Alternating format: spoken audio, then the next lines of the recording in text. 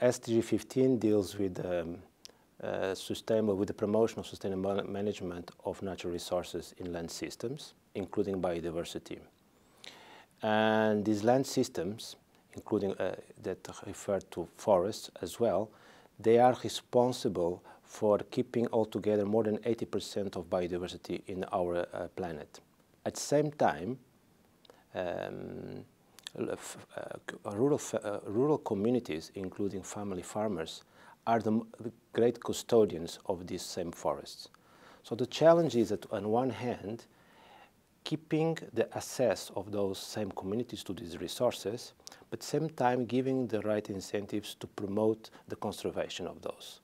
And the challenge is the balance between these two objectives. In this context, we can highlight different ways to proceed, and one I will refer regards governance or governance systems, like a good definition of property rights, a definition of access to land. So this allows everyone to have a clear understanding of his responsibilities, but also his benefits dealing with land, which diminishes also conflicts and promotes long-term investment in the same asset. In my opinion, FAO holds a strategic position in achieving the SDGs for multiple reasons. I can see three. First, it has to do with the fact of its internal governance structure. So FAO is composed by different technical committees, like a Committee for Agriculture, COAG, Committee for Forests, COFO. In these committees, FAO can provide direct assistance in terms of setting policies and instruments to facilitate reaching those objectives. This is the first channel. A second channel, I would highlight the work that FAO has in terms of capacity building and technical assistance that is tailored to the country's needs. And this can also complement the first action and at the same time facilitate the achievement of the SDGs.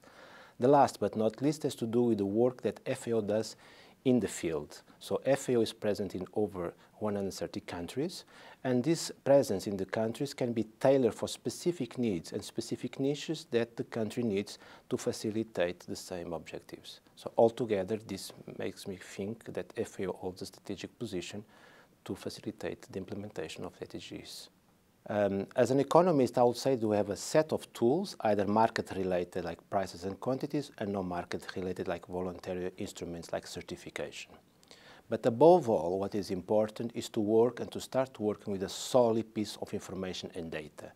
And FAO is doing a brilliant work in collecting systematically data across countries, which is directly comparable and which is available to everyone via our FAO Start web page. At the same time, we compile actions and activities of different countries. We just have now been published a set of 20 interconnected actions that guide policymakers to sustain actions to support governments in achieving SDGs, which can be directly accessible by the internet. And I can give an example again, which is related to the governance in Mali, where the recent law in 2017 has established in a more clear way access to property and tenant rights. And this allows each of the families of the farmers to have a closer relationship with their asset and their investments.